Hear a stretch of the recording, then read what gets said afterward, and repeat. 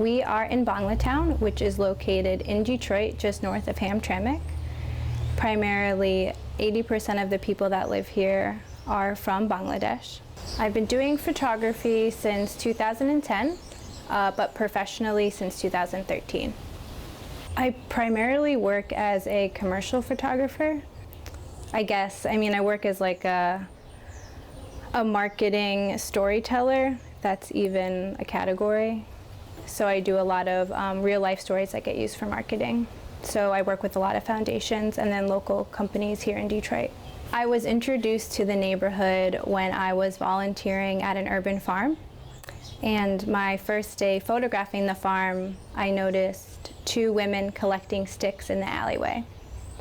And I kind of followed them, and I didn't know where they were from.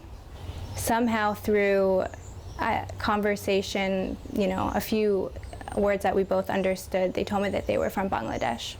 Through that experience of them planting their garden, I became familiar with one family and then started following them that first summer that I was in the neighborhood.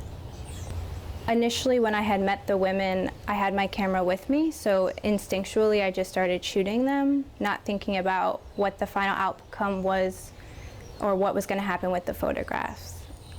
A professor of mine mentioned that he would love to feature the work on Detroit Center for Contemporary Photography's website. So about 10 months later, I had shown the first set of work. Through that, I've continued to photograph the community and learn about more of the families because I started a women's center in the neighborhood for the women and children. Right now, we are in a donated garage that a Bengali gentleman gave me and the women of Bonglatown. So almost every Sunday, almost like every other Sunday, we meet here for art activities. So roughly there's 10 to 15 young girls, and sometimes the moms come because of the relationships that I've built photographing as well as working with the children and the women.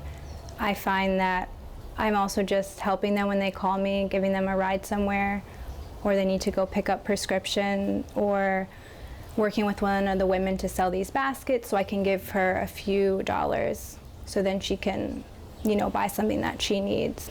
So I bought land in the neighborhood so we could have like a forever space for women of Bonglatown. So not only for the girls have a place to gather every Sunday, but also a place for women to grow food if they need to. Yeah, growing food cuts so many costs for the women, and they also work with a friend of mine to sell the produce that they grow. So as much as I enjoy photographing these women in this community, it's also important for me to think about how can my resources help them share what they do and just bring opportunity to the women, because they deserve it. They do so much. They're like head of the household, and I think it's important that we honor that. Obviously, spending time with a community, you learn more about them and you can dig deeper into the story. But there's always a balance between when I go somewhere, making beautiful photographs, and that's the focus, but also hanging out and caring about the person I'm shooting at the same time. A lot of the women have shared a lot of their personal experience dealing with arranged marriage or their parents talking about it. So I think that the work I've done so far has been a little bit broader and beautiful, and I'd love to have it in a book.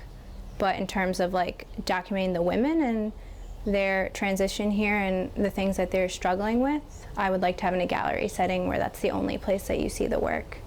The most rewarding experience that I've had documenting this community and spending time with the women here was when I was able to help a woman divorce her husband. She had been abused, and I brought her to the hospital to get photographed and just it written down. And I find that me working with her gave her the courage to do the next step, and that was to call the police on her husband. And it's really great to take beautiful photographs, but it's also important for me to share stories like this that are important, but not only that, but inspire people in a community to, stand up for what they should do or stand up for what they feel.